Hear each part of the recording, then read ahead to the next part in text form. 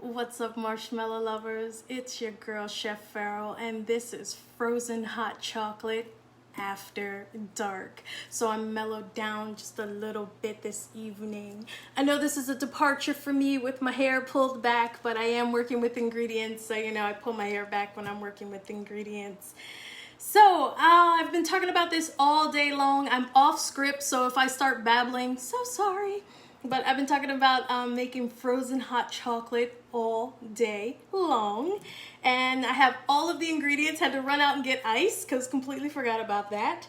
But I was waiting on some different cocos so that I can show you, hi Trudian, so I can show you like the difference in cocos that are out there when you're baking and when you are making this particular recipe. So before I even get started, I'm just gonna set up my glass because I'm going to take some of my marshmallows. Who's that? Hi Linda, how are you? So I'm gonna take some of my marshmallows. Oh, hi Mama, hi Victory Rose. And these are my vanilla brandied marshmallows that I made this month. I'm gonna take some of my cooking shears, and just cut those into 4 different pieces, put them in the bottom of my cup. So this way those marshmallows can start soaking up some of that frozen hot chocolate flavor. And it's after dark, so I'm gonna add a shot of brandy up in there. So I'm gonna set my glass to the side while we talk about frozen hot chocolate.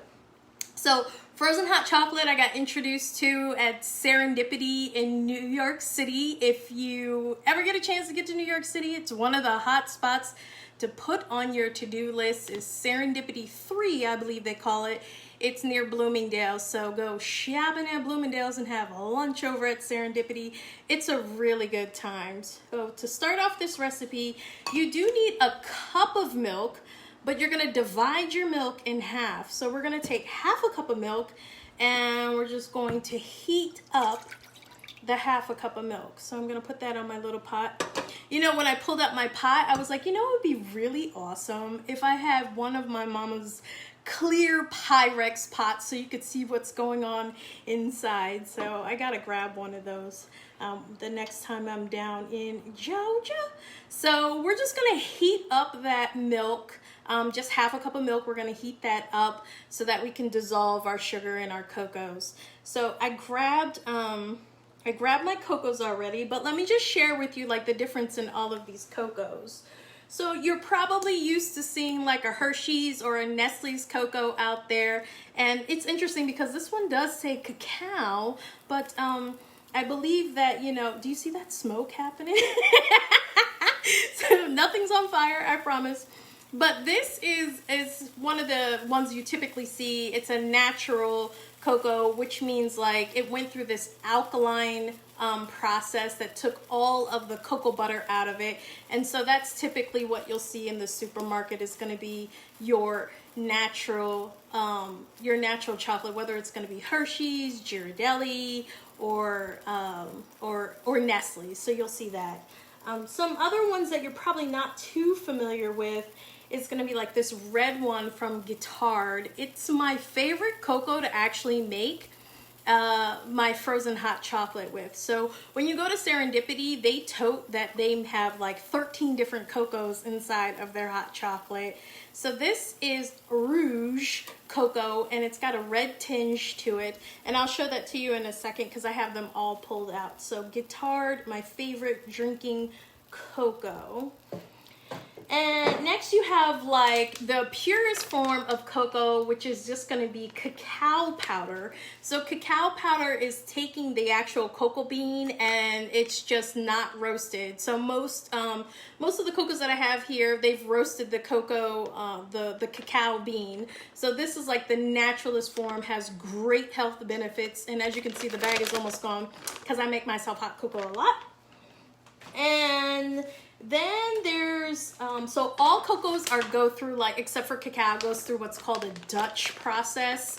And this one, so the Dutch process is taking, I think that milk is heating up nicely. So I'm just going to turn that off for right now, because we just want to heat it up. We don't want it to boil over and we don't want it to scald and burn at the bottom either. So I'm just gonna take that off the heat, and you can see that's nice and warm. But so this one is Ben's Dorp, probably one of the more expensive cocoas because this one has more cocoa butter inside of the cocoa than all the other ones. So when it goes through an alkaline process, they take all of the cocoa butter out. So a little bit expensive, absolutely delicious. And last but not least, if you never knew, well, when you eat those Foreos, we'll just call them Foreos well, I already said Oreos. So Oreos, they're made with a black cocoa. Can you see that? So this is from King Arthur. It's an amazing cocoa. And one thing to know about all these cocos is that they're not one-to-one. So when you are baking with cocos, you actually have to understand the acidic properties of them and alkaline, because it's not really like a one-to-one. So I can geek out on cocoa all day long and how to bake with it, but I'll do that in another live. So if you can see, let me see what's a good spot to get you to. These are my cocos. Can you see that? I never know where my freaking camera is. All right, so these are my cocos, and you can see the difference in color. Like right there in the middle is the black cocoa, and it's legit black, and like when you bake with it, it's just this beautiful black color, right? So if you're doing red velvet cake, black cocoa is definitely not something you want to do because the red won't come through, but you could do a black cocoa. You can see it? Awesome. So if you do black cocoa, you could do like a black velvet red chocolate, right? And so the ones that are here, this is the red cocoa, and then the Dutch cocoa, and then you have your cacao, which is the lightest one, and then the natural cocoa. So we're just gonna add that to our milk. Oh, that's 2 tablespoons of cocoa. That's gonna go right into our milk. And I'm just gonna take my whisk. I'm so sweaty, you see this? I can't wait for the winter time to come so I'm not sweating up in here like this. All right, so when I make cocoa, I usually go a 2-to-1 ratio when it comes to the cocoa and the sugar. So if I use 2 tablespoons of cocoa, I'm gonna use 4 tablespoons of sugar. Now when it comes to sugar, like if you use sugar substitutes, just go ahead and use your own sugar substitute that's not liquid and do that 1-to-1. So right now we've got hot milk inside of there, we've got cocoa, and we've got our sugar. So if you're using any of the packets that I send out monthly, I got all these fun flavors that I send out. This one I found at Kroger's was awesome, cherry cordial, nice little nightcap. Then you would skip the sugar and you would just use this one packet, but your milk would be half of the milk. So instead of using a whole cup of milk, you would use half a cup of milk, split that in half, warm up the cocoa inside of your milk. So I want to just whisk this, and right now I'm just really trying to dissolve the cocoa and dissolve my sugar. So that's all I'm trying to do right now. And to make it even, I'm gonna put that on, just warm it up a little bit more to make it even richer. So hot cocoa would just be with the cocos, but if you're gonna add chocolate, it's gonna be hot chocolate. So this is a upside down. This is a little minis that I sent out of Tony's Chocolonely, I believe is what they call it. And they have like all these cool little shapes that come on the chocolate. Just gonna throw that right up in there. So I'm gonna add chocolate to my hot chocolate. Whisk that a little bit. Get rid of my bag. And get that melted. All right. So I got my little blender over here because this frozen hot chocolate, you want your blender.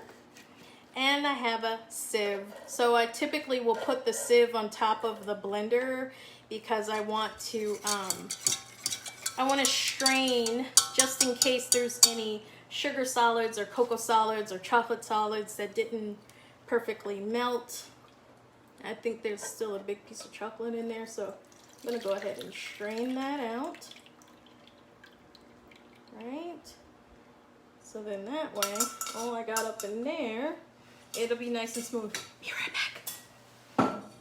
Okay, so So now you're gonna add your cold milk. I'm gonna add a little splash of Nielsen Massey's Extra Deliciousness. I usually measure by capful. Love my Nielsen Massey's. And a pinch of salt. Look how sweaty I am. I'm so sorry. And a pinch of salt. So why is this salt not white? I could geek out on you all day long about salt. I love all kinds of different salts. But this is a bonfire salt. And it's actually smoked. And it comes with like, it's a few different salts that they actually smoke. Here in Cleveland, I have an amazing provider out at Urban Herbs on the West Side Market where they give you all, they have tons of different salts and I love going up in there. So we're gonna add just a pinch of bonfire salt to that. Got our cold milk in there. And now, oh, I got a little bit of water in there. I'm gonna strain that water out. Okay. So, got my ice. Thank you, 7-Eleven late night. I'm gonna add 2 cups of ice inside of there. Gotta get a lid. All right, I always put this thing on. And my handy dandy Ninja. Okay. I know it's off camera, but I ran out of real estate in front of my camera, so I'm gonna get this on and I'm gonna blend it. Yeah, I'm gonna crush it. Was that too loud? It's okay. And we're gonna crush it.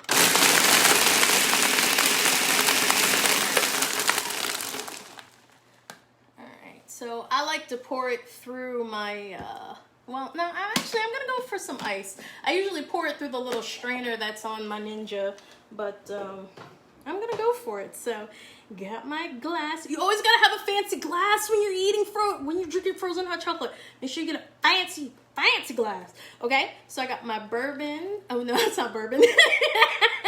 I got my brandy with my vanilla brandied marshmallows just in there, soaking up some brandy goodness. And then I have my frozen hot chocolate. I'm gonna hold the top of that, pour that in. Oh, and then they floated to the top. I did not expect that to happen. How magical. All right, so, and then I'm gonna put a straw in. For whatever reason, I only have straws from St. Patrick's Day. So if that be the case, after dark, you might as well add some Jameson, right? Get us a little cup of Jameson. So obviously, you know, my daughter's in there, Vicapoo, shout out to Vicapoo. I won't be answering the phone until like probably noon tomorrow. But anyway, add that little bit of Jameson, give it a twirl. And you have your lovely creamy, oh my God, that's so freaking delicious, hot cocoa. So I'm gonna go finish this.